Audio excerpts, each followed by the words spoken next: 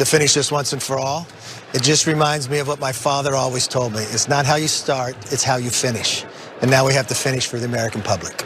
Oh, for Christ's sake. And I think by having the disruption now, really built the trust with one another and learned how to work together. We have to think about and work on the bills with a microcosm of the conference before we even start writing it. And that's really what we learned here. In order to win over their votes, McCarthy agreed to the demands of a small group of Freedom Caucus conservative Republicans, including rules that weaken his speakership. Just one person can demand a vote to remove him as speaker. Bills must be made public 72 hours before a vote, and he agreed to steer more hardliners to key committee posts. Some of those key concessions that Kevin McCarthy gave, as he didn't point out, after 15 votes, has made it. He's going to finish for the American people, just like his dad always told him to. All these things are happening. But you know what? As we saw some of those concessions, which I do want to get a few of your thoughts on that, Burbank, as well.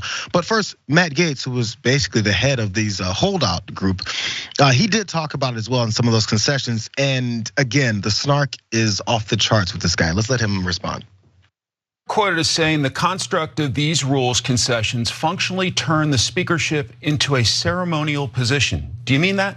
Well, Speaker McCarthy is our speaker, and long live the speaker. I look forward to working closely with him, but he did agree, to his great credit, to democratize power to the membership. Oftentimes, these committees that decide what bills come to the floor, what the spending paradigm is, they're controlled just by people loyal to the speaker. Now what we have is a real representation of all of the different viewpoints within our conference. On the Rules Committee, on the Appropriations Committee, we fought hard to get agreements to have conservatives on those committees, to have our budget hawks on appropriations, and I can't wait to see what we're able to do when we unlock the potential of all of our members going forward. Gaetz apparently seems to have lost that whole vote, but maybe he feels he had. As he pointed out, said the Speaker McCarthy is our speaker. Long live the speaker. I see a little tongue-in-cheek points there, which sounds similar to when conservatives say, well, Biden is the president, he's in the White House, not because he should be. It seems like that's the energy, but there's more though, because McCarthy apparently thinks he's got to say these types of things like this to keep them happy, which might be what we see for coming in this next Congress. Here's what McCarthy's been saying.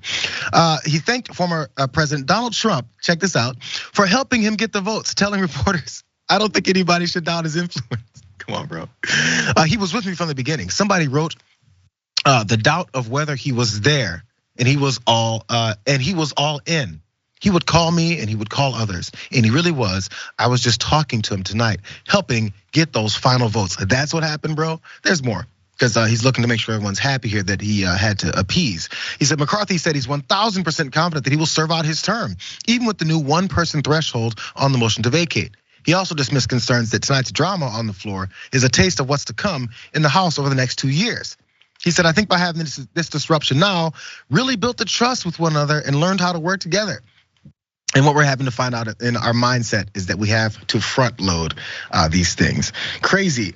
So this is the concessions. This is now Donald Trump is the reason why this whole thing happened. We're gonna work great together. Even Jim Jordan, who found a jacket during this entire process, he then was happy with it, even though he was backing McCarthy. This is where I think the divisions might start coming as we go forward. Let's go listen to Jim Jordan.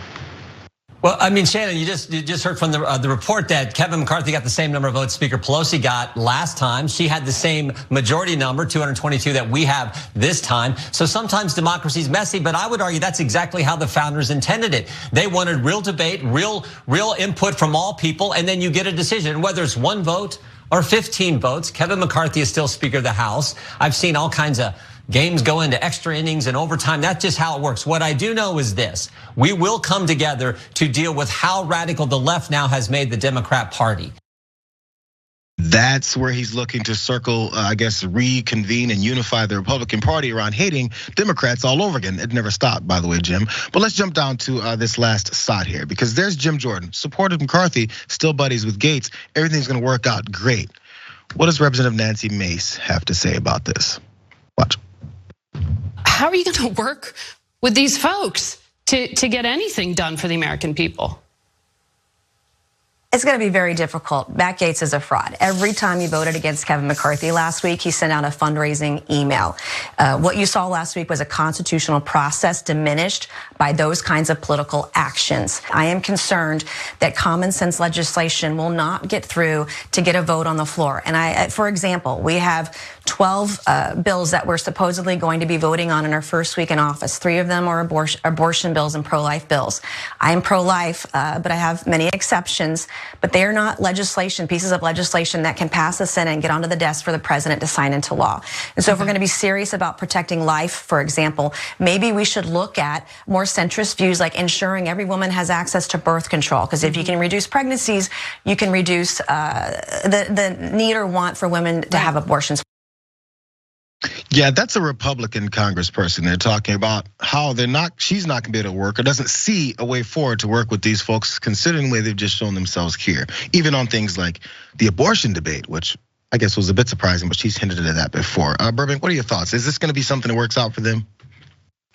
I think it's comical that people are saying, this is such an example of dysfunction in Congress. How will these people ever be able to represent the American people if this is what it's like just for a procedural vote? The simple answer of how they'll do their jobs going forward is they won't, because they never do. Like, that's not a hard question to answer. These are not people that are interested in writing good legislation to make lives better for everyday American people. That's not what they're all about. I'm sure a lot of the trades on the floor of Congress to get votes over were more so about like, who's your contact at Northrop Grumman, rather than let's make some concessions about what the role of the speakership should be. And the only reason we got to see those conversations take place on the floor of Congress is because C-SPAN has special privileges for what their cameras get to film during speaker votes. The only difference is it usually takes 2 or 3 hours, and this time it took 2 or 3 days. So we got to see a little bit more of, I'm sure, typical dysfunction in Congress. So it shouldn't shock anyone what went down those few days, because do we see amazing legislation come out of the House of Representatives on a regular basis?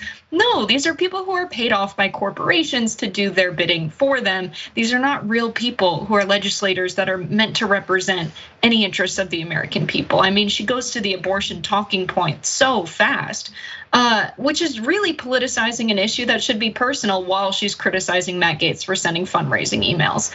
I mean, it's just more of the same. I consider her party the one who's pushing back against people's rights in that realm, then maybe altogether you should be fighting against that. But I guess let's agree that she's got